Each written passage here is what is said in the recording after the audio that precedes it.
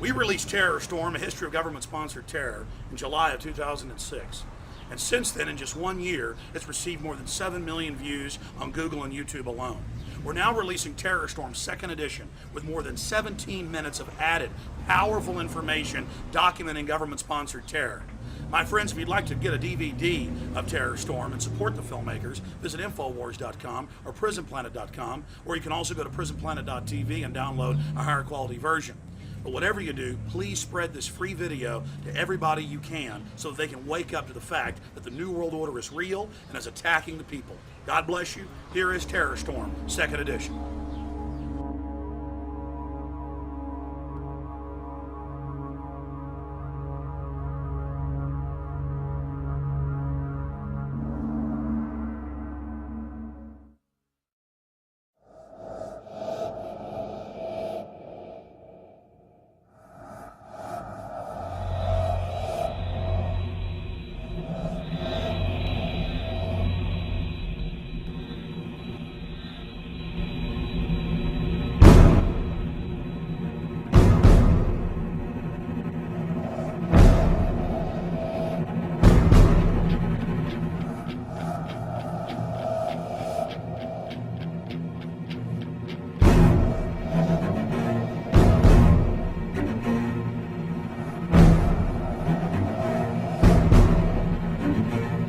Our leaders have told us that the war on terror may last 100 years.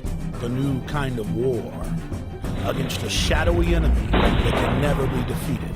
Either you are with us, or you are with the terrorists. Generation after generation will have to lay down its liberty in an endless war for global empire.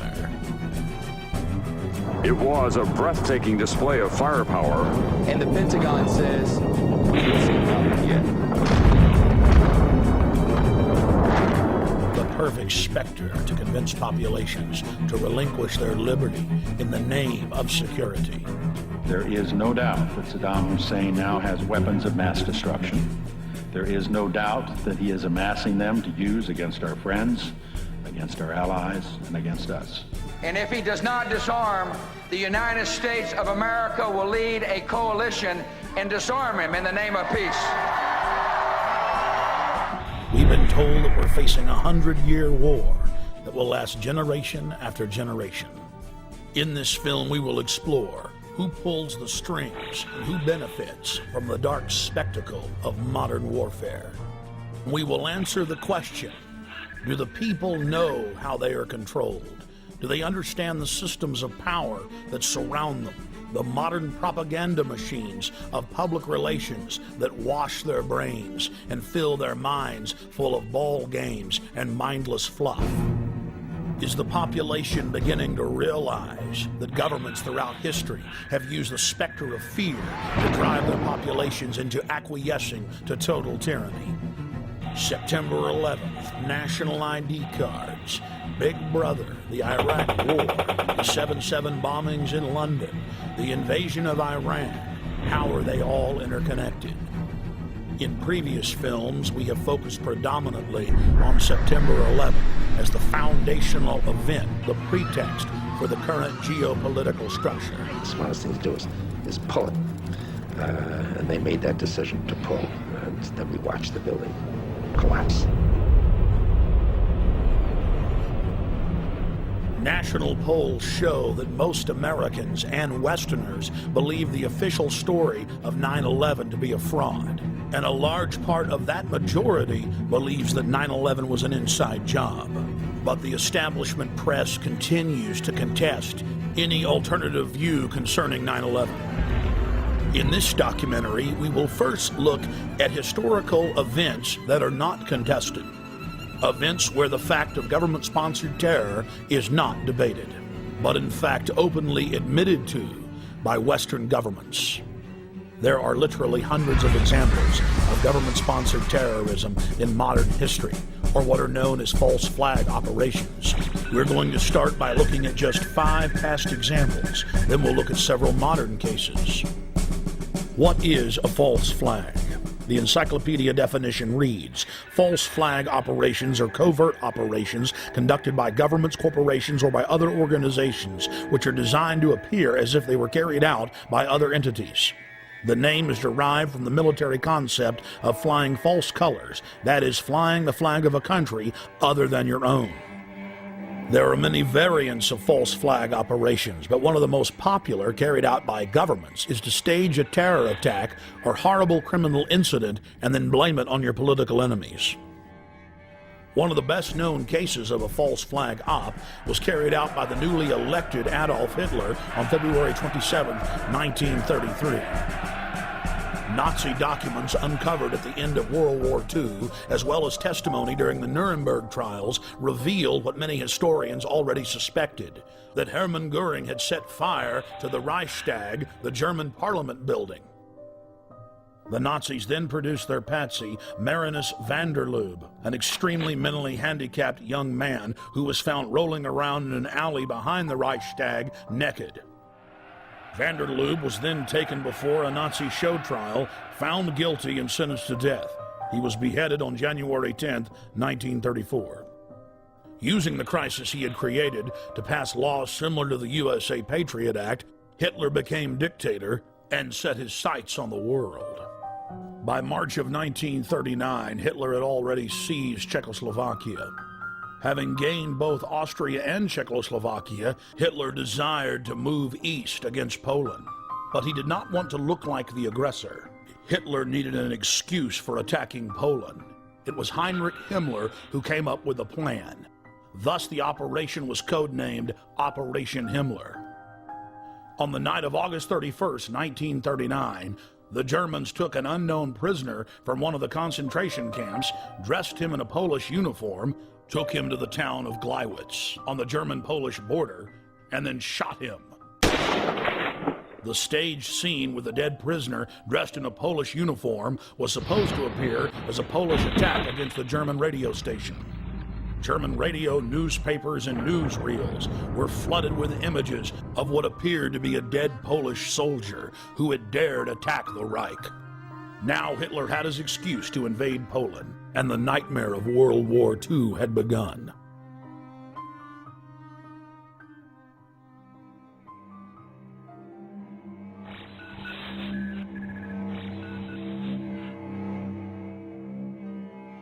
In 1953, the Central Intelligence Agency, working in tandem with MI6, overthrew the democratically elected leader of Iran, Dr. Mohammad Mossadegh. Mossadegh had been educated in the West, was pro-America, and had driven communist forces out of the north of his country shortly after being elected in 1951. Mossadegh then nationalized the oil fields and denied British Petroleum a monopoly. The CIA's own history department at CIA.gov details how U.S. and British intelligence agents carried out terror attacks and then subsequently blamed them on Mossadegh. In the late 1990s, large sections of Operation Ajax were declassified. The field commander of Operation Ajax was none other than the grandson of President Theodore Roosevelt, Kermit Roosevelt. Before his death in 2000, Roosevelt went public to the media, bragging about his patriotism in carrying out terror attacks in Iran and blaming it on the government. The provocations included propaganda, demonstrations, bribery, agents of influence, and false flag operations. They bombed the home of a prominent religious leader and blamed it on Mossadegh. They attacked mosques, machine gun crowds, and then handed out thousands of handbills claiming that Mossadegh had done it. The handbills read, "Up with Mossadegh, up with communism, down with Allah." Dr. Mohammad Mossadegh was incarcerated for the duration of his life. He fared better than many of his ministers who were executed just days after the successful coup for crimes that MI6 and CIA had committed. The CIA then formed the dreaded Iranian Secret Police, or SAVAK, and a 25-year reign of terror and torture then commenced. The operation was seen by Western intelligence agencies as a huge success. The CIA then successfully used the exact same technique in scores of countries to overthrow elected governments and dictators alike.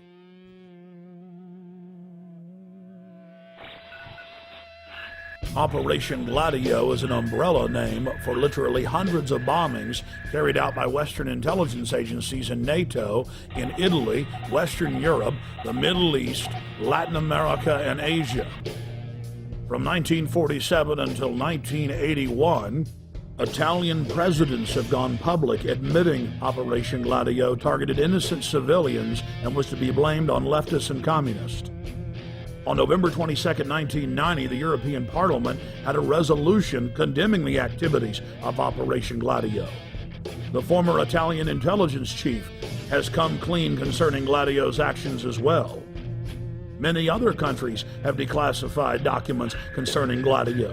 It is part of the public record that our government and other Western governments targeted trains, buses, schools. Several times operatives zeroed in on school buses, knowing that images of dead children would get the population hopping mad and ready to relinquish their liberties.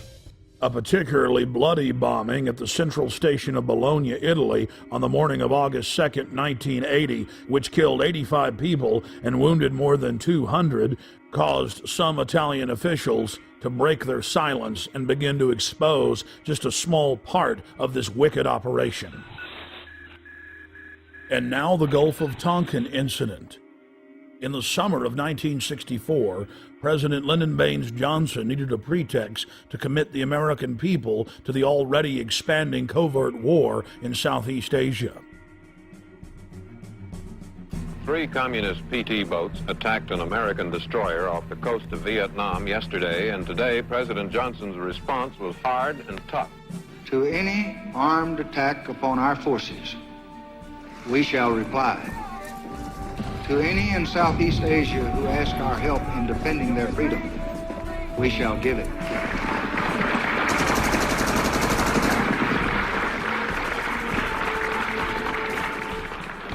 In November of 2001, the LBJ Presidential Library and Museum released tapes of phone conversations with the President and then Defense Secretary Robert McNamara, where they openly discussed plans to use the staged Gulf of Tonkin incident as a pretext to expand the war. Then, in late 2005, the National Security Agency declassified its own official history of the Gulf of Tonkin and admitted that intelligence agency officers had deliberately skewed the intelligence and claimed that Vietnamese patrol boats had attacked U.S. destroyers on August 4, 1964, when in reality they had done nothing, even while being fired on by U.S. forces. Congress then authorized the Gulf of Tonkin Resolution. The Tonkin Lie paved the way for 58,000 American deaths and over 1.5 million dead Vietnamese. On October 6, 1976, 2 time bombs made of C-4 planted on a Douglas DC-8 aircraft exploded, killing all 73 people on board in the most deadly act of airline terrorism in the Western Hemisphere until September 11, 2001. The plane was carrying Olympic athletes from 3 countries, including gold medal winners from Cuba. Declassified FBI and CIA documents show that the convicted bombers of the flight had been given U.S. visas just days before the attack, and that they were in the employ of the U.S. government. This had been reported on in respected publications for years, but has now been confirmed by multiple declassifications. Cuban plane bomber was CIA agent. Declassified U.S. government documents show that a man suspected of involvement in the bombing of a Cuban passenger plane worked for the CIA. Luis Posada Carrillas.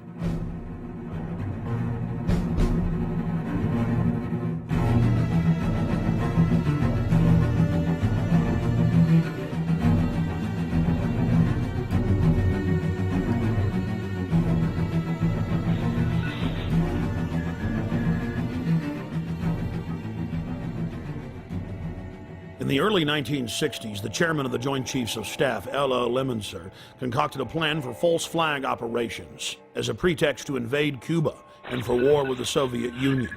In Operation Northwoods, they planned to hijack jets by remote control, crash them, and blame the attack on Cuba. There were many other terrorist attacks they planned to carry out that were contained within the document. One scenario mentioned was the destruction of a U.S. naval vessel that was to be blamed on a foreign power as a pretext for war with any enemy they picked. President Lyndon Baines Johnson went operational with Northwoods on June 8, 1967 during the Six-Day War. During the Six-Day War between Israel and the Arab nations, the USS Liberty was sent by Johnson to collect electronic intelligence in the eastern Mediterranean. The clearly marked U.S. intelligence ship was 14 miles off the coast of Israel in international waters. A short time after the air attack had been completed, the 3 torpedo boats approached us from our starboard quarter at high speed and in an apparent torpedo launch attitude. Israeli surveillance aircraft flew low over the ship and clearly identified it as an American vessel. At 2 p.m. that afternoon, the USS Liberty was attacked by 3 Mirage 3 fighter bombers. From the onset of the attack, the fighter bombers were jamming U.S. signals. Not only were they jamming U.S. signals specifically, they were also unmarked, the only unmarked aircraft in Israel's arsenal. The fighter bombers strafed the ships with their cannons, dropped conventional munitions and napalm on the ship, repeatedly from stem to stern. After the Mirages had done their work, the ship was hit by medium bomber Dassault missiles carrying napalm and other munitions like white phosphorus. The USS Liberty was then attacked by 3 Israeli torpedo boats bearing Israeli flags. The torpedo gunboats opened fire with high-caliber machine guns and launched torpedoes. A single torpedo struck the ship, blowing a hole in both sides, entering the ship and leaving a 30-foot exit hole when it exploded. Then the torpedo boats began strafing life rafts in the water, an international war crime. While all of this was happening, the oversized American flag flew clearly above the ship. The attack on the Liberty went on for hour after hour after hour. During the entire attack, the USS Liberty continually called the Sixth Fleet that was nearby, begging for air support or rescue. 2 aircraft carriers in the Med responded by launching fighter aircraft. Unbelievably, they were recalled by the White House. Rear Admiral Geist, then commanding the carriers in the Sixth Fleet, called Washington personally to confirm the recall order. Secretary of Defense McNamara came on the line, and then President Johnson himself told Geist, "I want that goddamn ship going to the bottom. No help. Recall the wings." Imagine being Admiral Geist begging the president to allow you to defend an American ship that's under attack and being told by him that he wants the ship going to the bottom. Despite the fact that the U.S. carriers withdrew their help, a Russian spy ship appeared and witnessed part of the attack. After 3 hours into the attack, the Israelis withdrew because there were witnesses, allowing the damaged USS Liberty to limp to safety. 40 years after the attack on the USS Liberty, we know exactly what happened. I've interviewed former chairman of the Joint Chiefs of Staff, Admiral Thomas Moore. I've interviewed the admirals that were on the line who heard what President Johnson said. I've even talked to the head JAG officer of the Navy, who was ordered to falsify the reports and cover up what had really happened. One of the Israeli pilots has gone public as well, saying that 3 times he refused over his radio to headquarters to attack the ship, saying clearly that it was an American ship in international waters and an ally. He was ordered under threat of court-martial to engage the ship. In a nutshell, this is what happened. President Johnson had personal control over the ship, parked it in the Mediterranean, made a backroom deal with Israel to attack it with an order to kill all aboard. Then the attack on the ship was to be blamed on Egypt. The U.S. would enter the war and take over the entire Middle East. In the aftermath of the attack on the most highly decorated ship in U.S. history, the captain and his entire crew were told they would spend life in prison or be killed if they told anyone what happened. Captain William L. McGonigal was given the Congressional Medal of Honor in secret and told not to tell anyone that he had won the award.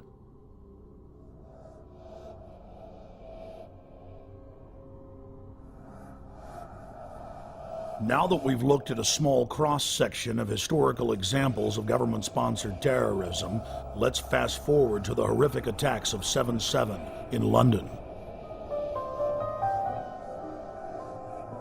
Tony Blair, leader of the pro-war Labour Party, had lost a huge number of seats in the Parliament and was fighting to keep his position as Prime Minister. And then right on time, the bombings of 7/7 and 7/21 occurred. Within days of the London bombings, evidence began to emerge indicating Western intelligence agency involvement. I traveled to London from Austin, Texas, to personally investigate.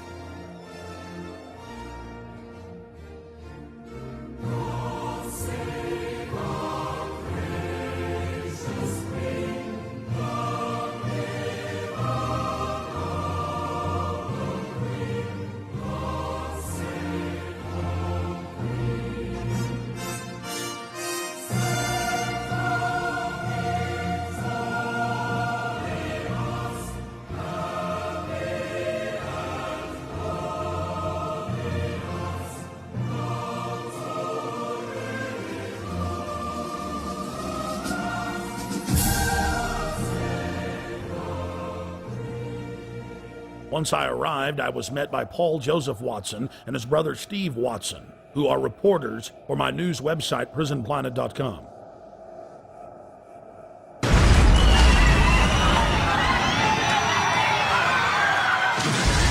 To understand the London bombings and who perpetrated them, you first need to look at 3/11/2004, the bombings in Madrid, Spain.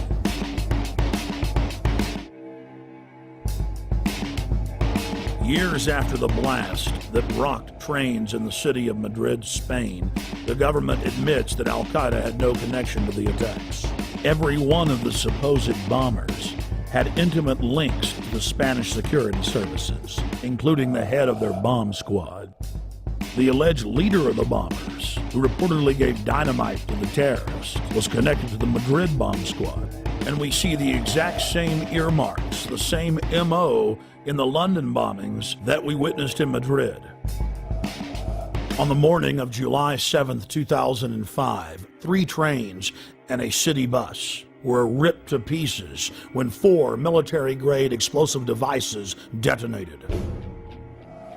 At 8:50 a.m., 3 explosive devices simultaneously detonated on 3 separate trains. Within minutes, eyewitnesses were reporting to the press that there had been multiple terror attacks.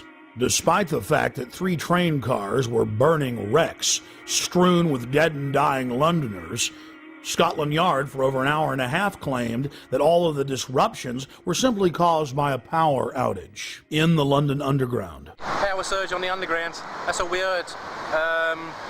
The bus was about an hour after the Underground, so that's when I think everybody knew that it wasn't what it was, you know. I think it was just an excuse, power surge, whatever. Why would they say that, though, knowing it wasn't? Trying to cover up, probably, you know what I mean? So there wasn't no panic and everybody sort of like just get on with everything, you know, so... Then mysteriously, 50 minutes into the attack, the London Police Department orders the number 30 Hackney to Marble Arch bus to leave its normal route and to park at the corner of Woburn Square and Tavistock Place. At 9:47, a 4th bomb detonates, killing 13 civilians and injuring many others. Note, out of several hundred buses in service that morning, it's the only bus that the police take special control of and direct to Tavistock Square. I've been walking up and down this road, looking at the bus stops for a number 30. The bus stops have all the numbers of the buses on them individually. There's no number 30 on any of the bus stops. That's because the number 30 bus was specifically rerouted here on that day. To simplify it, there's no bus stop here. There's no number 30 bus stop here, no. Well, that was in the news, that it was specifically diverted here. They admitted that the number 30 bus was the only bus that was directed to a different area of the city. For what reason? Nobody knows, but they admit that. So it's very strange that for no reason it would come down this road when it was bombed. Remember, while all this is happening, the police are on radio and TV telling everyone that it's just a power failure, an outage. Meanwhile, commuters on the bus were listening to other radio reports where eyewitnesses were reporting explosions.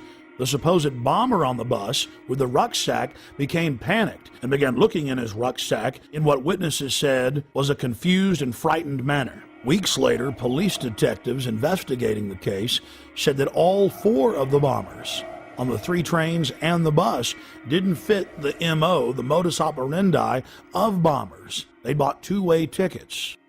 They'd played games of cricket the night before. They had good jobs and happy families. One of the alleged bombers was caught by surveillance camera arguing with the ticket clerk about the price of his pass. After Scotland Yard detectives had a chance to talk to some of the eyewitnesses from the bus and the trains, they stated clearly on the record that they believed that the bombers did not know that they had explosives in their backpacks. This was only one of many huge developments in the case that only received bare mentions in the back of the newspaper.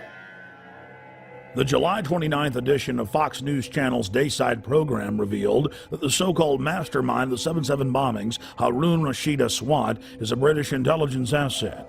Former Justice Department prosecutor and FBI terror expert John Loftus exposed the fact that Aswad was being protected by MI6 and was clearly under their control. Aswad is believed to be the mastermind of all the bombings in London. On the 7/7 and 7/21, this is the guy, we think. This is the guy, and what's really embarrassing is that the entire British police are out chasing him, and one wing of the British government, MI6, or the British Secret Service, has been hiding him. And this has been a real source of contention between CIA, Hold on, John. Justice Department, and Britain. MI6 has been hiding him. Are you saying that he has been working for them? Oh, I'm not saying it. This is what the Muslim Sheikh said in an interview in a British newspaper back in 2001. So he's a double agent, or what? He's a double agent. So he's working for the Brits to try to give them information about Al-Qaeda, but in reality, he's still an Al-Qaeda operative. Yeah. The CIA and the Israelis all accused MI6 of letting all these terrorists live in London. Now, we knew about this guy Aswad. Back in 1999, he came to America. The Justice Department wanted to indict him in Seattle because him and his buddy were trying to set up a terrorist training school in Oregon. The headquarters of the U.S. Justice Department ordered the Seattle prosecutors not to touch Aswad. Hello. Now, hold on. Why? And that's, well, apparently Aswad was working for British intelligence. Now, there's a split of opinion within U.S. intelligence. Some people say that the British intelligence fibbed to us. They told us that Aswad was dead, and that's why the New York group dropped the case. That's not what most of the Justice Department thinks. They think that it was just, again, covering up for this very publicly affiliated guy with al-Mujarraf. He was a British intelligence plant. Our CIA says, okay, let's arrest him, but the Brits say no again? The Brits say no. Now, at this point, 2 weeks ago, the Brits know that the CIA wants to get a hold of Harun. So what happens? He takes off again. Goes right to London. He isn't arrested when he lands. He isn't arrested when he leaves. Even though he's on a watch list. He's on the watch list. The only reason he could get away with that was if he was working for British intelligence. He was a wanted man. And then takes off the day before the bombings, as I understand it? Yeah, and goes to Pakistan. The Pakistanis arrest him. They jail him. They jail him. He's released within 24 hours. In London, we spoke with David Shaler, a former MI5 agent who was convicted of breaking the Official Secrets Act and imprisoned for 6 months. With regard to 7/7, there has been a witness report now included in a local British newspaper called the Cambridge Evening News, in which somebody who was on one of the tube trains says that he didn't see a man with a rucksack. In fact, after the explosion, what he saw was metal pointing upward from the bottom of the carriage. That would indicate, of course, that the bomb was not carried onto the tube train, but was in fact attached underneath it. Now again, nobody in the British national press is following that up. Now I hope investigators and the police are. A current member of British Parliament and a former cabinet minister in Prime Minister Tony Blair's government, Michael Meacher, was sacked in 2003 for raising important questions on the eve of the Iraq War. Atrocity of London bombings where 56 people were killed. That was on the 7th of July, 7/7 we call it. It's a very convenient way of ensuring there is fear of ensuring that there is control, and of ensuring that those who are in the know, and of course we cannot tell you because it is all secret, are in a position of extreme power. As part of our inquiry into the London bombing, we wanted to investigate the suspicious death of Jean-Charles de Mendez. Within days of his brutal murder at the Stockwell tube station in the London Underground, evidence of a cover-up began to emerge. We were at the station just a week after he was killed, and many of the facts we've covered were already public knowledge. But still, some of the locals made excuses for the police. What did you witness with the unfortunate Brazilian man that died? All we saw was the police running into the station with guns. That's all we saw. We didn't see anything else at all. And then after that, a couple of seconds after that, we were vacated down South Lambeth Road. That was all we saw. We didn't see anything else. I mean, are you sad for him and his family that he's dead? Oh, yeah, but at the end of the day, he should have stopped and surrendered, shouldn't he? If it had happened in his own country, he would have been shot down as well. So, with all that's gone on, the police were only doing what they thought was best, as far as I'm concerned. Why do you think he ran? Well, because his visa had run out, obviously, but he's not going to have armed police running after him just because his visa's run out, has he? So, the police were protecting, you know, the people travelling on the tube, so I don't see any wrong in what the police have done at all. I understand your view on that. Why do you think they shot him 8 times in the head? Oh, I don't know. It's a lot of times to shoot him. It is a lot of times to shoot him. How many times did you hear they shot him? 5 at first. 5, and then, no, 3 first, then 5, then it went up to 8. So...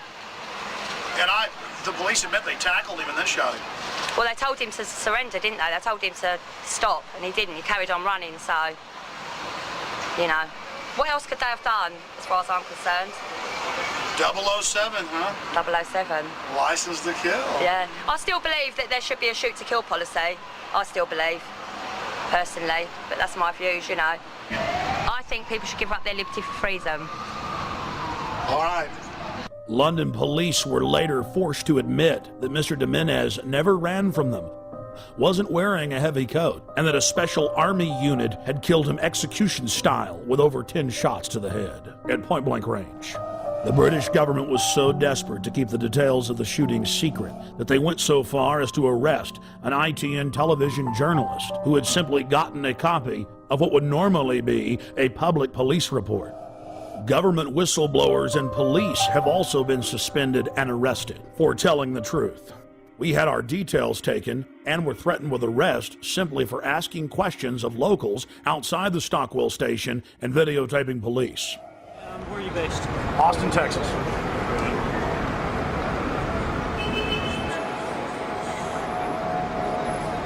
Alex, I'll take your date for 2/11/74.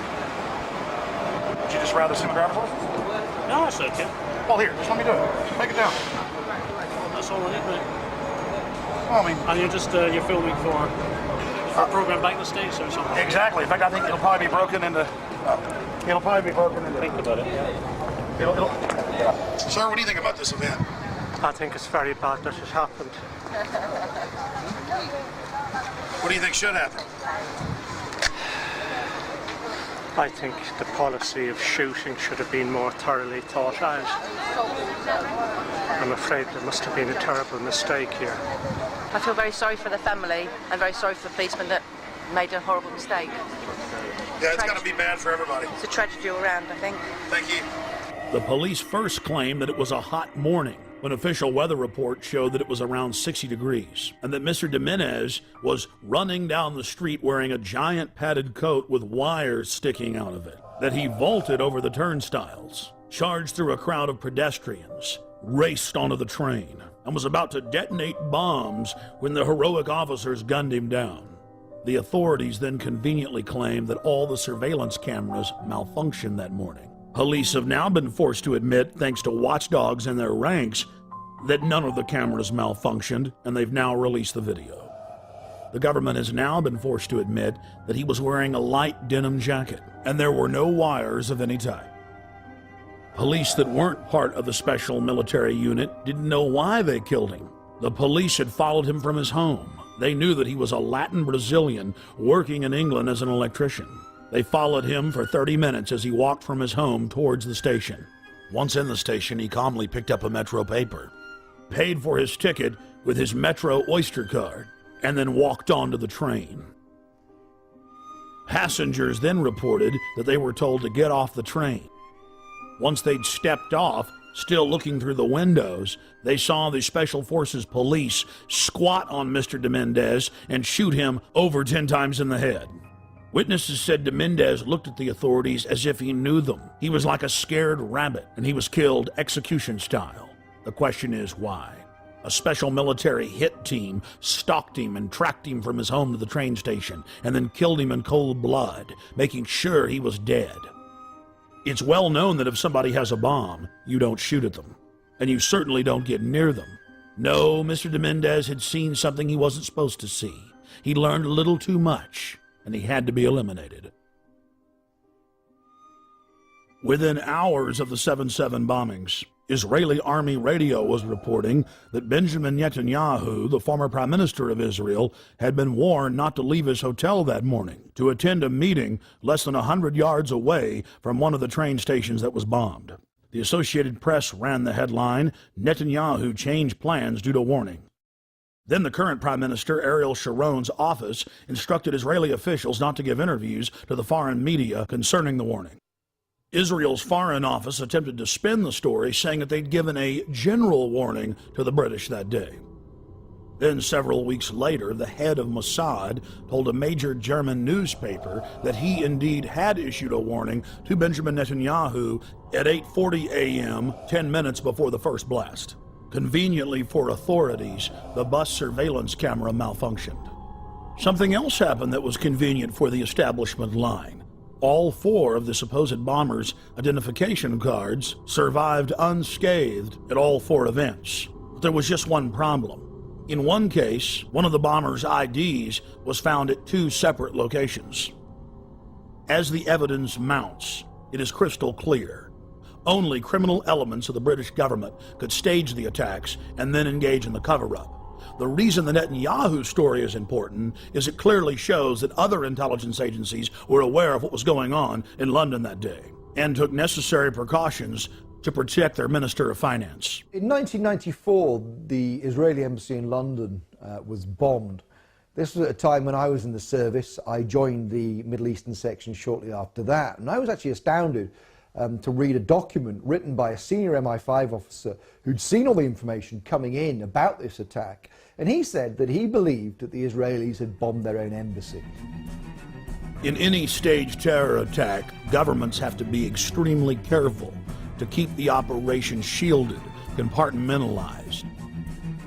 Most people in government are moral individuals who believe that they're standing up for their nation's sovereignty or its national interest, and it's absolutely essential to keep them in the dark. One of the chief tools used by governments as a smokescreen is staging exercises or drills at the exact same time and exact same places as real events. When the Oklahoma City Federal Building was bombed, the Bureau of Alcohol, Tobacco, and Firearms was staging an anti-terror drill with their bomb squad on the morning of April 19, 1995, at the same time that the real event took place. On the morning of September 11, 2001, the Pentagon was running 5 separate drills, 2 of the drills targeting the exact same targets at the exact same time.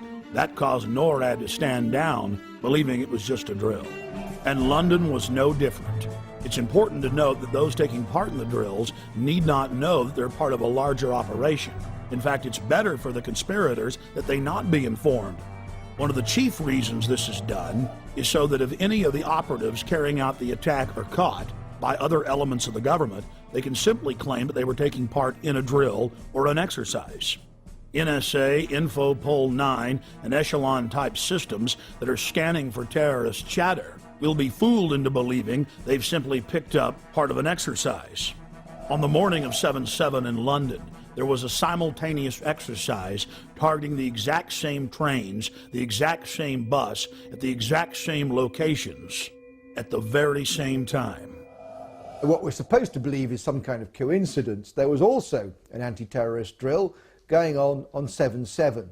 And again, just like 9/11, they were talking about attacks on the same targets, the same kind of tube stations, and exactly the same time as the actual attack happened. We learned of the drills of 7/7 on 7/7 from Peter Power, the head of Visor Consultants, a crisis management firm based in London.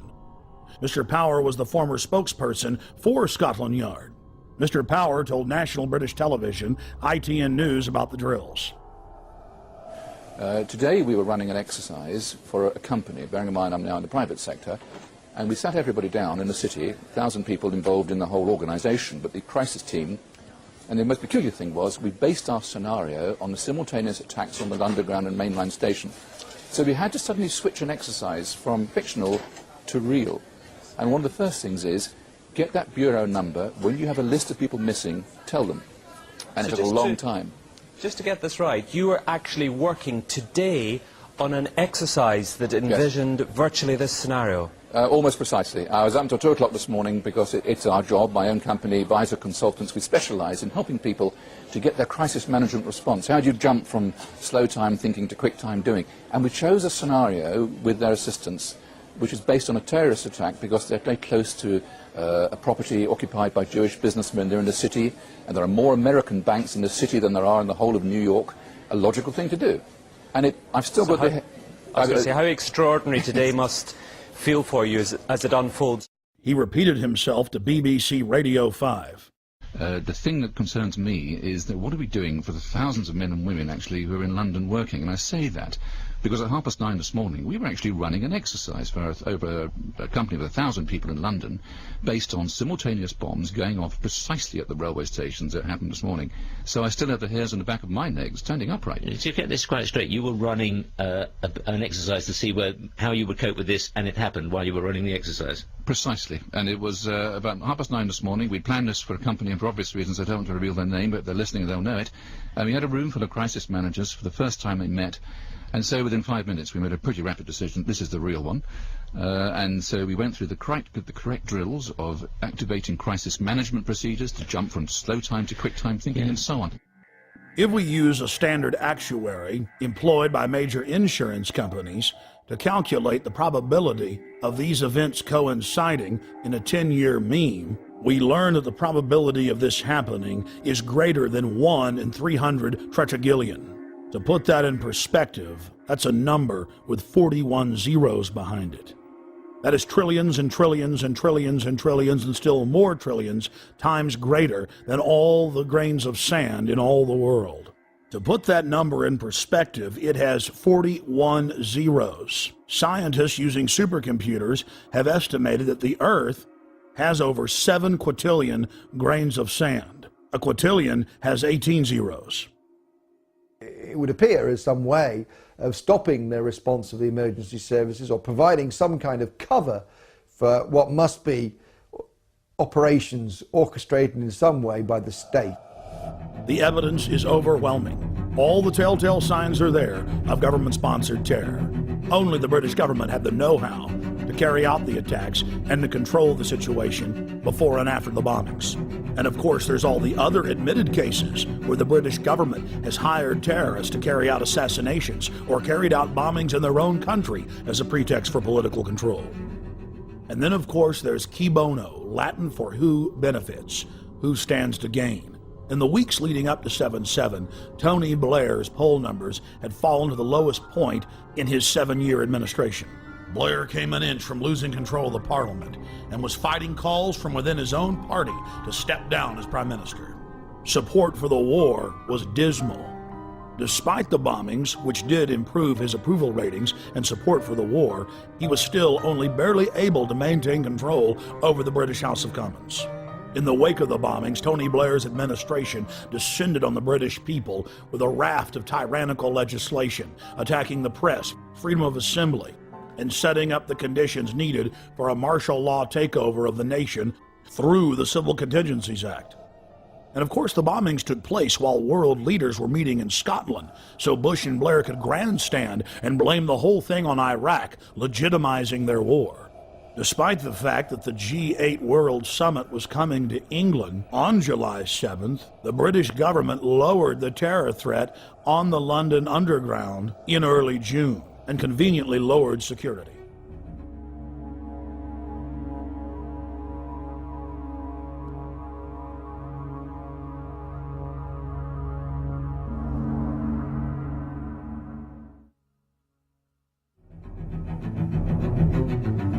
We were told that we invaded Iraq to bring the nation freedom, but Pentagon documents show their real plan was to balkanize the nation into 3 or 4 sections and foment endless sectarian civil war.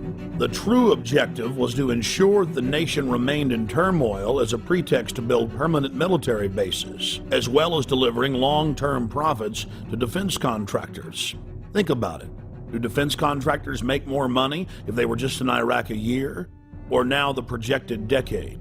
United States, British, and Israeli forces have all been caught repeatedly carrying out staged terror attacks in Iraq in an attempt to keep the war going.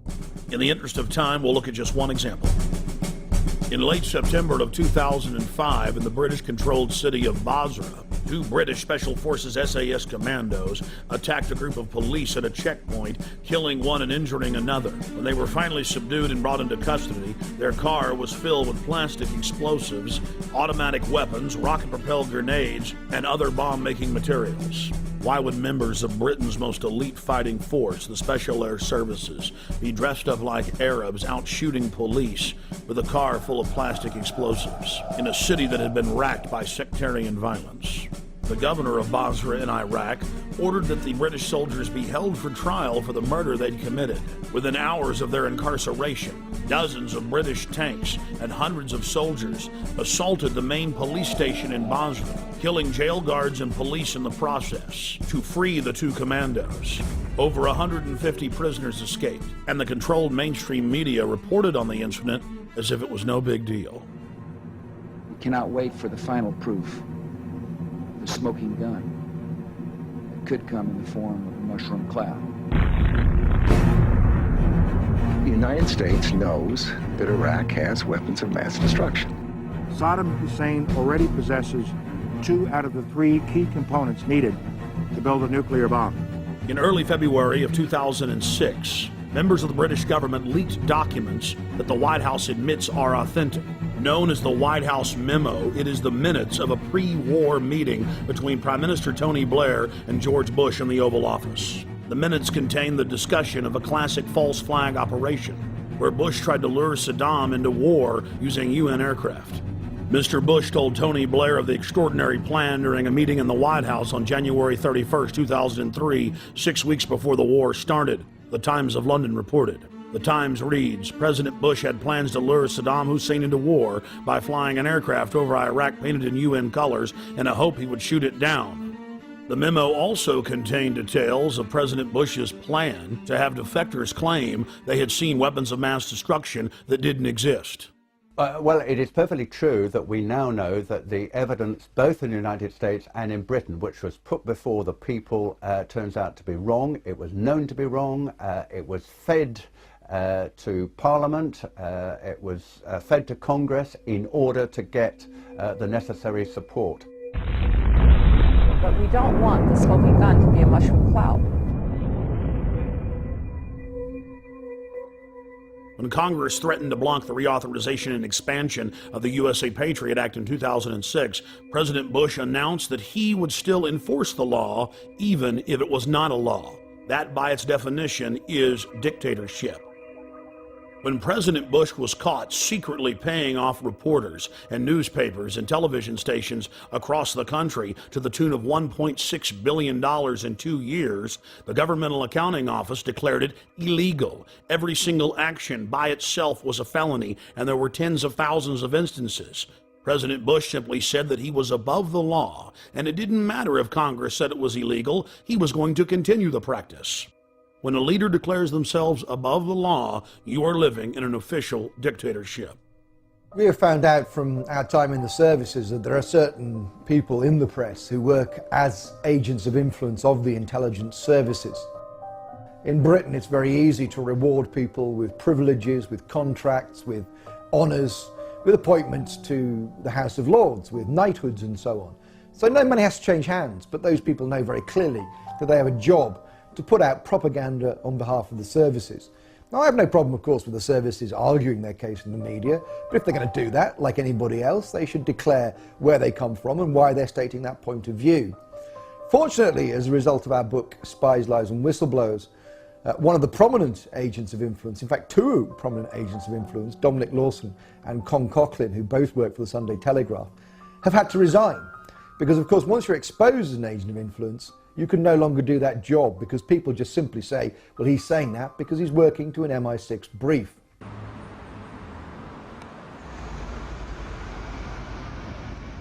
When Congress informed Bush that secret arrest, secret detention, and torture was illegal, he simply had his Attorney General, Alberto Gonzales, issuing a policy paper claiming that it was lawful. Known as the infamous torture memos, Gonzales said that they would simply stop calling it torture and call it pressure, and that if someone died in custody from torture, that was acceptable.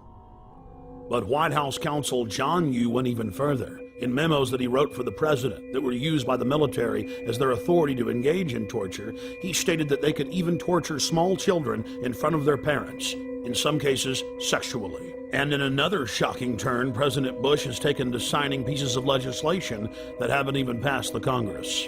President Bush was also caught engaging in warrantless searches using the National Security Agency to spy on the American people. Bush claimed that he had executive authority to ignore any federal law he wished. The 1878 Posse Comitatus law bars the military from engaging in law enforcement activities against the American people. Bush was caught using the Defense Intelligence Agency, a branch of the Pentagon, to spy on peaceful anti-war activists. He again claimed that he was above the law. Bush then claimed that the Constitution gave him the right to spy on the American people. Of course, the Constitution and Bill of Rights says the exact opposite. In the midst of the scandal, the retiring head of the National Security Agency went before the National Press Club and informed everyone that there was no need of a warrant in America. He chastised a reporter who claimed that you needed probable cause to search someone.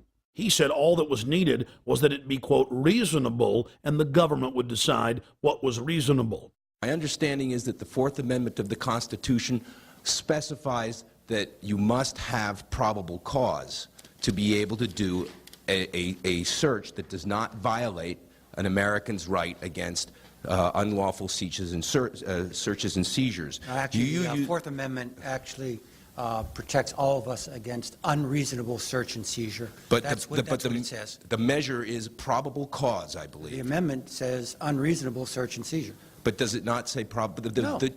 The court standard, the legal standard, search and seizure. the legal standard is probable cause. General, you used the terms just a few minutes ago, we reasonably believe.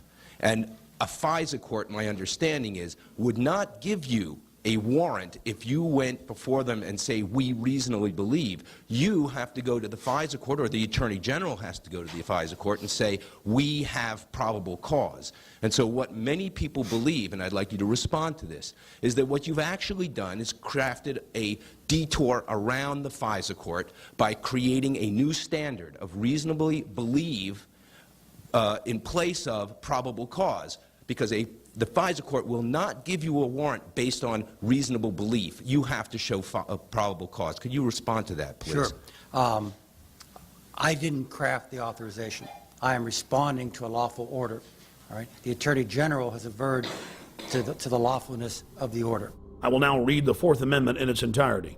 The right of the people to be secure in their persons, houses, papers, and effects against unreasonable searches and seizures shall not be violated, and no warrant shall be issued but upon probable cause, supported by oath or affirmation, particularly describing the place to be searched and the persons or things to be seized. Notice the Fourth Amendment clearly states no warrant shall be issued but upon probable cause, and that must be supported by an oath or affirmation, and particularly describing the place to be searched and the persons or things to be seized. That is the definition of reasonable. Reasonable is having a witness and having probable cause, and specifically knowing what has been done that is wrong and against the law that you're searching for, not just, oh, we say we're being reasonable. The National Security Agency director clearly knew what he was doing. He knows that 99% of Americans have no idea what the Fourth Amendment actually says. So he claims that it's okay for them to spy on us without a warrant, counting on us being ignorant. That ignorance needs to end. Or maybe he's looking at a Fourth Amendment that the rest of us haven't seen. Several years into the occupation of Iraq, President Bush told the world that they had freedom of the press. Now it's been revealed that if you write one story critical of the occupational government, you are instantly arrested and sentenced on average to 30 years in prison. In some cases, reporters are simply executed or tortured. Then it came out that the Pentagon was covertly controlling almost every major newspaper in Iraq and that PR firms were writing most of the stories in the United States. But it's not just going on in Iraq. Billions and billions of dollars a year are spent paying off reporters, planting fake news stories, and producing fake newscasts. The military calls this InfoWars, seizing the mind of the enemy, and they are treating the American people like an enemy. When you learn that the Pentagon, the CIA, and the White House are openly engaging in military-style propaganda against the American people, then you begin to realize why large portions of the American population simply don't have their facts straight. We asked David Shaler about MI5 and MI6 connections to Al-Qaeda. I learned of an operation in which MI6, the British External Intelligence Service, had funded Al-Qaeda to carry out an operation to try and assassinate Colonel Gaddafi of Libya. And once I'd become briefed on a plot in which MI6 was funding our terrorist enemies without government permission, I no longer wanted to be part of that setup. We also spoke with former MI5 agent Annie Machon, herself a whistleblower exposing MI5 and MI6 wrongdoing.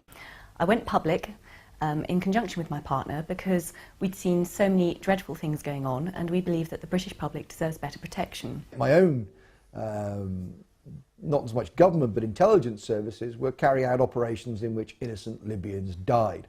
David was briefed officially by MI6 officers on their attempt to assassinate Colonel Gaddafi by funding Al-Qaeda in Libya.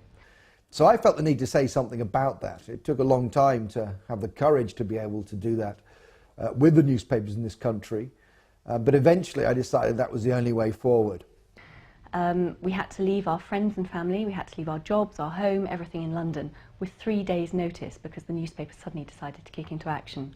I lived in exile for 3 years. In fact, when I actually tried to use a legal route to alert the British government about MI6 funding Al-Qaeda, I was the one thrown in prison. We then tried to negotiate with the government. We tried to say, please take our evidence about the crimes we've seen. The government refused then, and to this day, 8 years on, they are still refusing to take David's evidence and my evidence about crimes committed by our intelligence agencies. We have sources who have told the press, sources in America from the State Department and the CIA have confirmed that payments were made to a group in Libya that was associated with Osama bin Laden. A document actually appeared on the internet which predates the attack and describes exactly the modus operandi, the way of carrying out the attack, the timing of the attack, the people involved, the Islamic extremists and so on, that I described when I went on the record. As a result of the attacks on 7/7, the British people seem much more complacent and will allow the state to infringe their liberties in a way that they wouldn't allow them to do otherwise. While in London, I learned that Parliament had just passed a law that would ban any type of free speech within several miles around the British Parliament building. Blair's approval ratings go up when there is an event. Bush's approval ratings go up when there is an event. What, quote, Muslim extremists in their right mind would carry out an operation that would empower the New World Order global empire whose epicenter is London and New York and D.C.? Why would anybody put up with this? My friends, never give up your liberty. Stand up against tyranny. Learn the truth and find out who has the motive. Find out who has the motive to scare you into submission, to intimidate you, to bully you into accepting their wars of global war and empire and genocide. At a time like this, I think people are prepared to give up a little bit of their liberty, aren't they? Just a bit. I mean, yeah, it's okay. I mean, if you've got nothing to hide, it's not really a problem, is it? I think we should be just a bit firmer on what we've allowed here. I think we've been too democratic and we've been too soft. What it's done to people who wish to demonstrate is increasingly worrying. A lot of demonstrations, both at Genoa, at the G8 at Gleneagles, many other places around the world, There is no wish of those who demonstrate, in my view, for violence. They disagree profoundly with what their governments are doing. I'm not saying whether they're right or wrong. I'm simply saying that they should have the right to do so without harassment, intimidation, or indeed being charged, attacked, and being seriously injured. Because the only ones who are going to be allowed to have the big loudspeakers out in the public areas, just like in China, are going to be the state. I must say one of the things that does concern me is Brian Hoare, who camped outside Parliament in the square, which actually faces the parliamentary buildings, faces the large iron gates where ministers come in and MPs go in and out. It may be ignored, he may be laughed at, he may be mocked, but at least he is able to do it, and some people may listen, and you may have more effect than we realise. Now, we call that, or at least we used to call that, free speech. What about the Freedom Lady, the Statue of Liberty? Well, I did hear a rumor that the Statue of Liberty has been brought in for questioning. She may be with Al-Qaeda. You're probably right. 6 times they've taken me to court.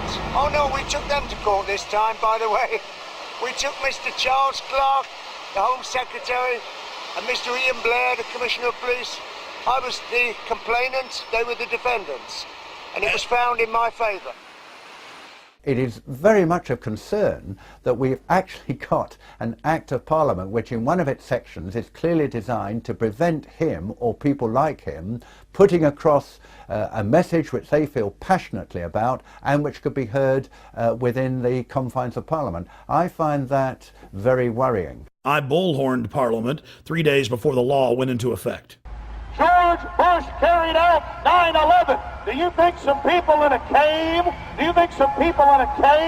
were able to have NORAD stand down? Do you think that people in a cave were able to have all of this happen? It's a total and complete fraud. The New World Order is using terror to scare you into submission, and they will be defeated. And here in this supposed free country where they're trying to pass a law to stop this, they're here to talk to us.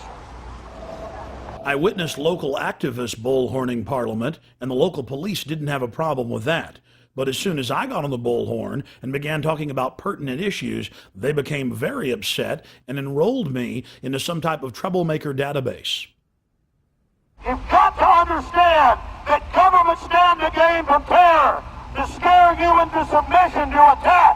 Dick Cheney, in September of 2000, openly wrote a document called Rebuilding America's Defenses, and he said we need a Pearl Harbor event. The U.S. government wants to carry out terror attacks to blame it on their enemies. 9/11 was a self-inflicted wound. 9/11 was an inside job. It was orchestrated. It was engineered by the globalists. A few weeks after returning to the United States, I then read in the newspapers in horror that I had indeed been enrolled in a terrorist database. The identity cards, the compulsory identity cards that have been proposed for the first time in our history, around about 80% of the British people oppose the introduction of these cards. And it's not just cards, it's the databases that go behind that allows the state to access private information and so on. And yet as a result of 7/7, it seems that these things will be steamrolled through our Parliament. Wherever we look at the moment, there are assaults on civil liberties as a result, of course, of the so-called war on terror. Similar guidelines have been implemented inside the United States. A Virginia anti-terror training manual lists property rights activists as potential terrorists. A Texas manual lists those wearing Levi's jeans, having cell phones, and who are, quote, friendly towards the police as potential terrorists. In Arizona, they list those that make frequent references to the U.S. Constitution as potential terrorists. All of these guidelines have been produced by the federal government and distributed at the state level. The federal government itself has told police to be on the lookout for drivers who have road almanacs or driver atlases. All across the planet, governments are restricting free speech and setting up so-called free speech zones to stop their populations from demonstrating. Months later, Paul and Steve Watson came to Texas and joined me live on my radio broadcast to discuss the aftermath of the London bombings. We are joined in studio by Steve Watson and Paul Watson. Guys, you've been in the United States now for about 7 days. How have you liked it? It's been pretty good so far. Obviously, it's all Western culture, so it's pretty similar. But when we were in London, I mean, there were so many facets to it. But what was it like to have the police march up to you and tell you to turn your camera off when you were just on a public street interviewing people? Well, I mean, the fear-mongering at the time, we were there right after the bombings, 3 weeks after the first bombings, I believe, but then there was the second failed attempt. So the state of panic was still quite high, even though Londoners basically were apathetic to the attack. They just got on with their lives. They weren't really buying the government propaganda on it. We had case after case where we'd be out on the street doing interviews with people, and we'd be showing the video cameras, and there were people working right there at the Hard Rock Cafe, and I'm like, look at these cameras, they're everywhere, they're in plain view, and the manager comes out and goes, you know, thanks for showing me that, I've never noticed those. What's your name, sir? Charlie. I'm Alex, nice to meet you, Charlie. How you doing?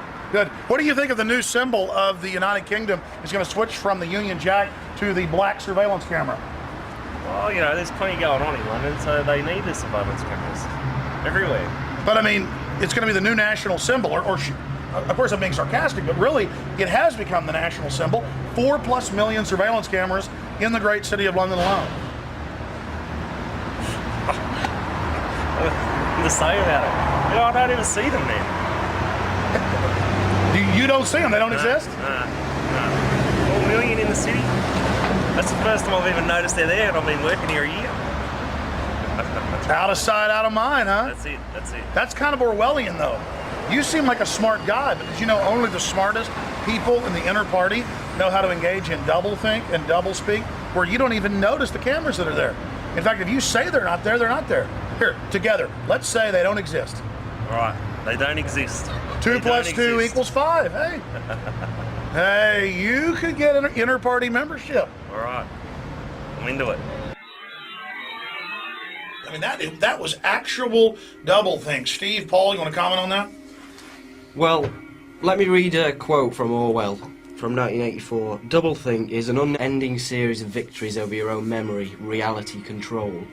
To know and not to know, to be conscious of complete truthfulness while telling carefully constructed lies, to hold simultaneously two opinions which cancelled out knowing them to be completely contradictory and believing in both of them, to use logic against logic to repudiate morality while laying claim to it.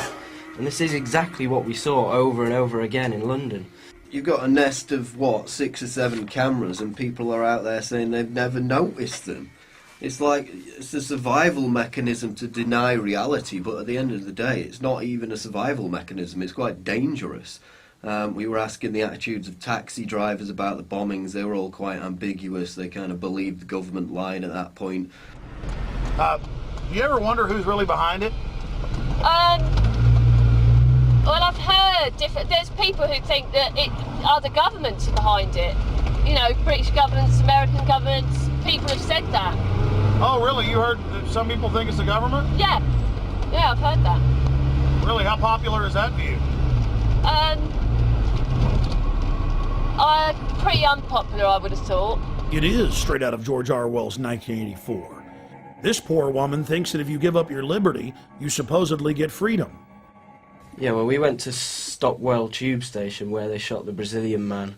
We basically noticed this woman who was working on the fruit stall. She'd been interviewed on the BBC, I'd seen her on there, so we went over to interview her. We were talking to her, and Alex asked her if she would sacrifice liberty for security. And she came back with, yes, I'll sacrifice liberty for freedom. I think people should give up their liberty for freedom. Liberty and freedom are the same thing. We then asked her again to clarify, just in case she made a mistake, and she said the same thing again. She was willing to give up liberty for freedom, which is really, it's direct doublethink, because the two things mean the same thing. We found the same mindset in Crawford, Texas, outside Bush's ranch, that we witnessed in England. Populations who are willfully ignorant, who revel in being lied to. Well, we're on our way out to Crawford, where President Bush is vacationing for 5 weeks. He spent about a fourth of his time in the administration out here at his Hollywood set. Though he admittedly is afraid of horses and cows and many other forms of wildlife, and of course he was born in Kennebunkport, Maine, and spent most of his life there, he likes to put on a cowboy hat and a big belt buckle and strut around. He meets with all these different world leaders and decides to, basically how to carve up the world. He meets with the Saudi leaders and holds hands with them. He meets with Ariel Sharon. He meets with leaders from all over the world, but he certainly doesn't meet with the mothers of dead soldiers.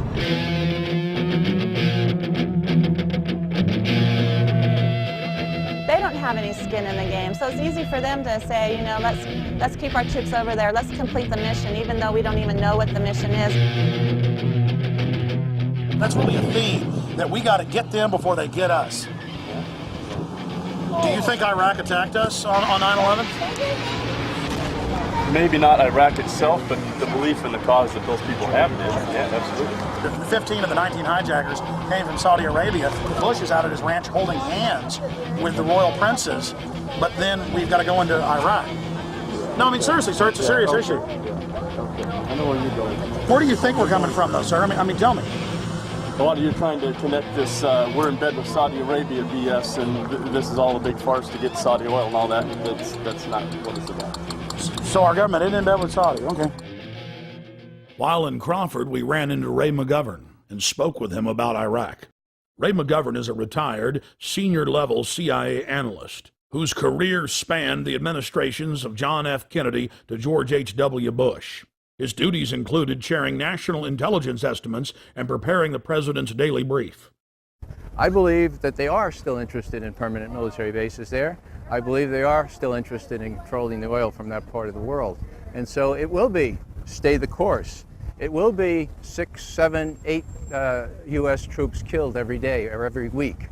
And what's below the surface here was revealed to me by a very well-heeled gentleman who came up to me after a speech I made outside of Milwaukee in a very affluent suburb. He said, "Mr. McGovern, get real. I mean, what's your problem?" He said, you don't have any problem with, you don't deny that we need the oil, do you? And I said, no. He said, well, 6, 7, 8, 10 Marines a week for the oil. You have to admit that's a very, very cheap price for the oil. I said to him, how do I handle this? I said, well, the utilitarian argument is probably the best. I object to it, said I, because we can't do it. There are 1.3 billion Muslims in this world. They're not going to let us do it. It's already widening. The borders are porous. We can't do it. Well, that didn't convince him. He said, well, I think we can do it. I said, oh, well, suppose your son was one of those 6 killed in Iraq last week. And you know what? He looked at me like it had never occurred to him. And it wouldn't have occurred to him because it wouldn't be his son, It would be the sons from the farms, it would be the sons from the cities. And so he said, well, I don't buy that either. So I'm trying, well, maybe I'll try a moral argument on it. I said, well, are you one of those that likes to have the 10 Commandments brought into the schoolhouses and the courtrooms of this? He said, oh, that's a great idea. I said, well, if memory serves, there's one that says, thou shalt not covet thy neighbor's oil. I mean goods. Don't bear false witness. There's one, don't forever hold. There's one that says you shouldn't steal. Right. And there's also one against killing, if I remember correctly. So maybe you want to subtract 4 and bring in the 6 commandments into the schoolhouses and the courtrooms of this world. Get real, I said. This is a moral issue. We shouldn't be going around killing unarmed civilians and causing more violence where violence is endemic. And what did he say, sir? He turned on his heel, marched out to his SUV, prayed for cheap gasoline, and drove home. I want the oil. Let's educate them, bring them into democracy, and take their oil. Apparently somebody took too much yellow acid and got the story wrong. The majority of the construction, and the vast majority, like I'd say 90% of the construction that I saw wasn't with the Iraqis, it was with the American bases that they were building. Concrete structures, incredibly permanent, designed to house thousands of soldiers for a long period of time. The American people are being kept in the dark about all this. If it weren't for shows like yours and for a few others and the internet, people would never have a chance to learn the truth of this. What Cindy Sheehan has done has brought a human dimension to this. They said, look, people are getting killed, including my son. A lot of Iraqis are getting killed. Why don't we face up to whether this war makes any sense at all? Do we really want to have our young people sacrificed for what? We don't know. We don't know what's going on. To tell you the truth, my kids don't know the things that are involved in the decisions I make at my house. And that doesn't mean that they need to be involved in the decisions, because I know better than they know. It's because I'm more informed, and I'll give him that same benefit. You know, we did elect him. Where have we lost our freedom? All across the... Where? They're using Homeland Security against topless bars. They're using Homeland Security against toy store owners. They're using Homeland Security against pot dealers, and that's wrong. They're using Homeland Security, quote, against gang members. It's admitted. Are you familiar that the Gulf of Tonkin never happened? LBJ tapes have now been released. We went to war. Well, you know, I just got to point out to Wolfowitz and Pearl and Feith and Abrams and Wormsers, you know, people like that, who this has been their plan, and it's about, you know, it's about imperialism. It's about abusing a nation's natural resource. It's about greed and power, and it's nothing about keeping America safe or freedom and democracy for the Iraqi people. You know? I believe that America, right from the start of the Bush administration, has been focused on the use of American military power in order to extend control by America of strategic areas in the world. Now we have the Downing Street minutes, which show that as early as July 23, 2002, the head of British intelligence, just back from Washington, said to his prime minister, it's a done deal, the decision for war is inevitable, the war will be, quote, justified by the conjunction of terrorism and weapons of mass destruction, and intelligence and facts would be fixed around the policy of war. There's the proof that the intelligence, all this justification in quotes for the war, was a fraud from day one. The Project for a New American Century, the think tank, with the report called Strengthening America's Defenses. This is frankly a demand for full spectrum dominance by the United States. I think the most chilling aspect of the Project for a New American Century document is this kind of transformation of our foreign policy, this kind of strengthening of America's defenses is a revolutionary change, and is not going to happen at all quickly, absent a new catalyst of massive proportions. For example, a new Pearl Harbor.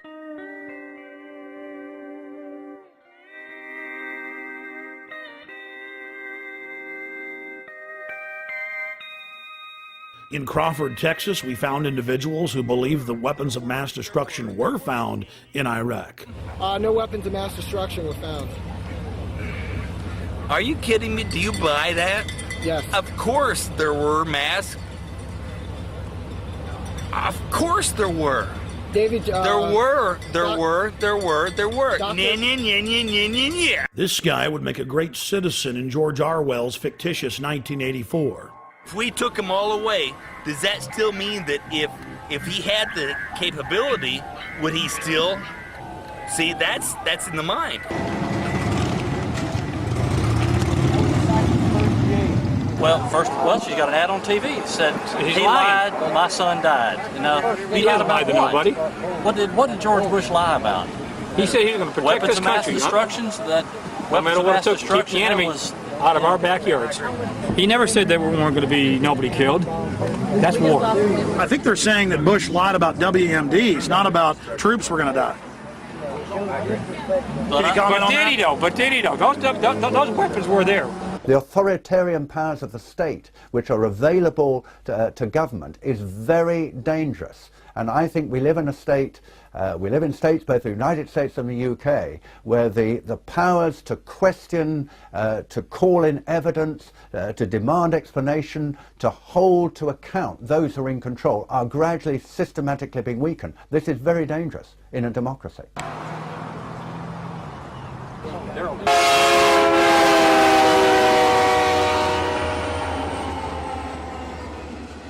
Now, Dick Cheney and John Bolton and others have been saying Iran poses an immediate danger. They could get a nuclear weapon before we know it.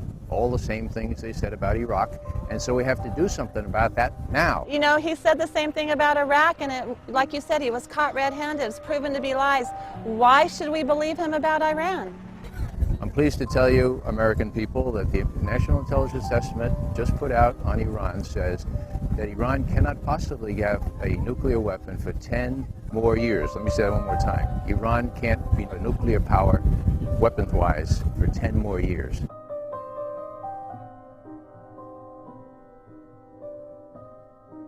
We have to look at whether our governments are creating enemies so that they can justify what they do. Of course, two of the biggest funders of American presidential campaigns are the oil industry and the arms industry. And it's in their interests that we invade places like Iraq. We're going to let the Israelis, or we're going to do it ourselves, attack the nuclear facilities in Iran. Now, people say, that's crazy. That is absolutely crazy. I agree. The problem is, folks, the people running our policy toward Iraq and Iran were widely known in the 1980s when I was briefing the Vice President and others as the crazies, okay? The crazies. You come in on Monday morning and somebody would say, guess what the crazies did late Friday night? And you'd know exactly who the reference was. It was to Wolfowitz, it was to Pearl. So all the same folks, some of them who have deserted the sinking ship like proverbial rats, okay? But it was Feith, Wolfowitz, and the rest of them. They were the crazies. There's a lot of other people that are have a dissenting opinion about this war, and has another view of this war other than Cindy Sheehan, and other people have lost sons in this war and daughters. She needs to really go home and do this little protest some other way besides trying to make things sound like she's the only voice of America. 3 weeks later, this gentleman and many others got their wish. Free speech was banned for hundreds of square miles around Bush's Crawford Ranch. Now you can only protest on private property or designated free speech zones where no one can even see your protest. Look, tourist stuff's popped up here now. Let freedom ring. We decided to cap off our day in Crawford by traveling down the public highway to where the Secret Service had blocked off the public road 2 miles before the entrance to Bush's ranch. We were promptly told, as if America is now a third world police state, to get out of there, despite the fact that we were credentialed press. You need to get back in your car and can't stand here. Really? Yeah, you have to get off the car. Oh, we're off the road. Okay. Or is it all right to stand over here? Past your cars where you can stand. Oh, but the barricades are here.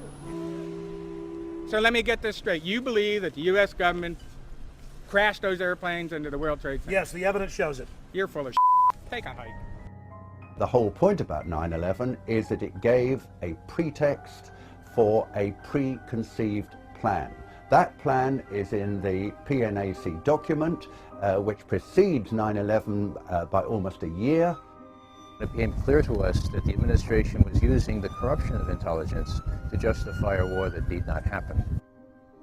In my opinion, when you look at the details of 9/11 and you read reports that there were planes that supposedly contained terrorists but did not take off that day, and that the Flight 93, for example, was supposed to be aimed at either Capitol Hill or the White House, you're in fact looking at a coup d'etat, that they wanted to destroy the infrastructure of American government. There are a host of unanswered questions on all of this. The reason they're unanswered is because this president, this administration, will not answer the questions. Why is it that perhaps the biggest question of all, why is it that after, on 9/11, 8:20 a.m., when it was undoubtedly, without any question, one of those planes had been hijacked, between 8:20 and 9:38, when the Pentagon was hit, an hour and 20 minutes, no US airplane was put into the air? There were drills on the day of 9/11 in which the American Defense Force was supposed to be dealing with mock hijackings. Obviously, those would have slowed down the response of national defense to the hijacked airliners.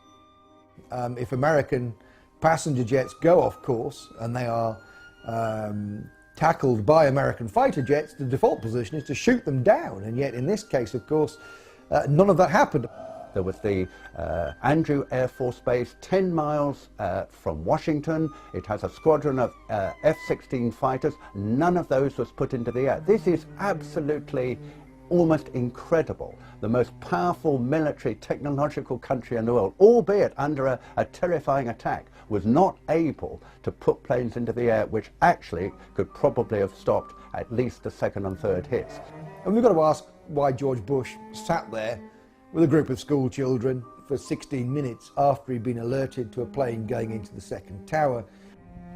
The president's in Sarasota. He's told that the second plane has hit the World Trade Center. And the Secret Service guy immediately says, "We're out of here." The president stays for 30 minutes, folks, for 30 minutes. Now, how do you explain that?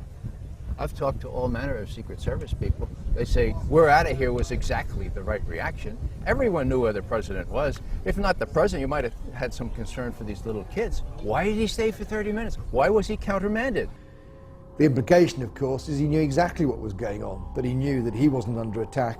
I think all of this needs to be explained. It wasn't in the congressional report. There was no serious examination of this. And there is the amazing statement made in the official congressional report that the American authorities have not managed to trace the source of the funding. And then the most amazingly disingenuous statement ultimately is it of little consequence. It is of massive consequence. The head of Pakistani intelligence at the ISI, Lieutenant Mahmoud Ahmed, requested Omar Sheikh, who is a well-known Islamic extremist who is now actually in prison in Pakistan, to wire $100,000 to Mohammed Atta, who was the lead hijacker. It is absolutely astonishing that lead has never been followed up. As it happened, General Mahmoud was actually on a visit to the United States, both before and just after 9/11, and saw many leading government officials. For people to dismiss these questioners as conspiratorial advocates or conspiratorial theorists, that's completely out of line, because the questions remain because the president, who should be able to answer them, will not. We have plenty of evidence that the attack on Afghanistan was planned. Because after the negotiations with the Taliban broke down in the United States, I think they went to Houston in Texas in about July, and there were later discussions at about this time in Berlin, where US officials made absolutely clear to the Taliban representatives in this famous phrase, either we will provide you with a carpet of gold, in other words, if you supply a pipeline across Afghanistan, you ensure the security of the country, you guard that pipeline, then we can do a deal with you, otherwise we will bury you in a carpet of bombs. In the years since 9/11, scores of highly regarded individuals have gone public to express their serious doubts about 9/11. These include former presidential advisor and CIA analyst Ray McGovern, the father of Reaganomics and former Assistant Secretary of the U.S. Treasury, Dr. Paul Craig Roberts, BYU physics professor Stephen Jones, former German Defense Minister Andres von Bülow, former MI5 officer David Shaler, former Blair cabinet member Michael Meacher, former chief economist for the Department of Labor during President George W. Bush's first term, Dr. Morgan Reynolds, and many more. Out of the countless prominent personalities questioning the official 9/11 fable, Gore Vidal, award-winning author and historian, has raised some of the most important points. You spoke about some of your questions concerning 9/11 and how your father had helped write some of the rules for intercept. Can you speak to your questions concerning 9/11, please? Well, there was a big story about in the India Times, which is a very good newspaper, and it was about 9/11. And we had just found out, the world had found out, that Mohammed Atta, who was a Saudi Arabian guy, but seemingly working for Osama bin Laden, that he was in charge of the planes that crashed into the New York buildings. Well, the story is really more complicated. What struck me immediately, my father was director of air commerce under Franklin Roosevelt. My father, who was one of the original Army Air Force flyers in World War I, he had put in a lot of sort of safety things. In the event of a hijacking of a passenger liner or any plane that they knew about, that fighter planes would be scrambled, that is, sent up into air immediately within minutes, in order to force the plane down, to change course, shoot it down if you had to. And you don't need orders from the president, the vice president, or anybody else. That's the law. Well, they didn't go up after 9/11. Everybody knew what had happened, and the planes were still on their way to Washington to hit the Pentagon, when suddenly from Otis Air Base comes one fighter plane. Otis Air Base is in Massachusetts.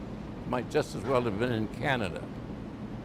That was the only fighter plane which, according to law, they all should have been up there, and not one went up. Well, that could only happen if somebody had told them to stand down, not to respond to what was, after all, their sworn duty. That's the Times of India broke the story, and then that well-known radical rag, the Wall Street Journal, also wrote about it. I thought by then places like the New York Times would have waked up, but the New York Times is incapable of waking up to anything important. Months before 9/11, on June 1st, 2001, Dick Cheney ordered then Secretary of Defense Donald Rumsfeld to issue this order to NORAD and the Pentagon.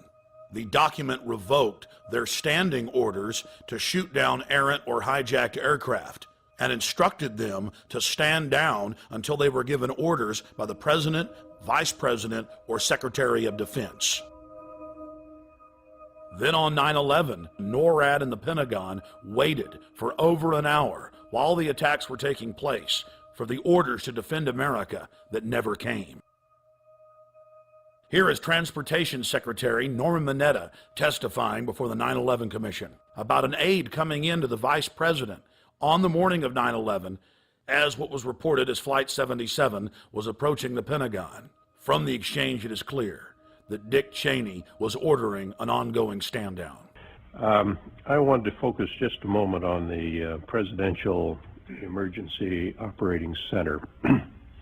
You were there for a good part of the day. I think you were there with the Vice President. And we had that order given, I think it was by the President, that authorized the shooting down of commercial aircraft that were suspected to be controlled by terrorists. Were you there when that order was given? No, I was not. I was made aware of it during the time that the airplane coming in to the Pentagon. There was a young man who would come in and say to the Vice President, the plane is 50 miles out. The plane is 30 miles out. And when it got down to the plane is 10 miles out, the young man also said to the Vice President, do the orders still stand? And the Vice President turned and whipped his neck around and said, of course the orders still stand. Have you heard anything to the contrary? Well, at the time I didn't know what all that meant. And the flight you're referring to is the flight that came into the Pentagon. Vice President Dick Cheney had bound the hands of the military behind their backs, and he was refusing to cut them.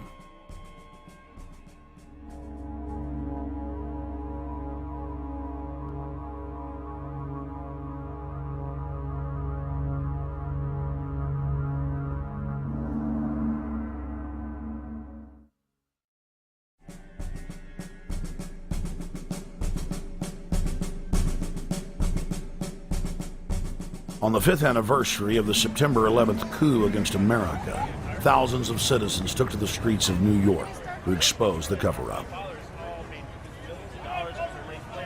The people are sick and tired of the real perpetrators of 9/11 grandstanding like heroes and using the tragedy as a pretext to turn America into an Orwellian police state.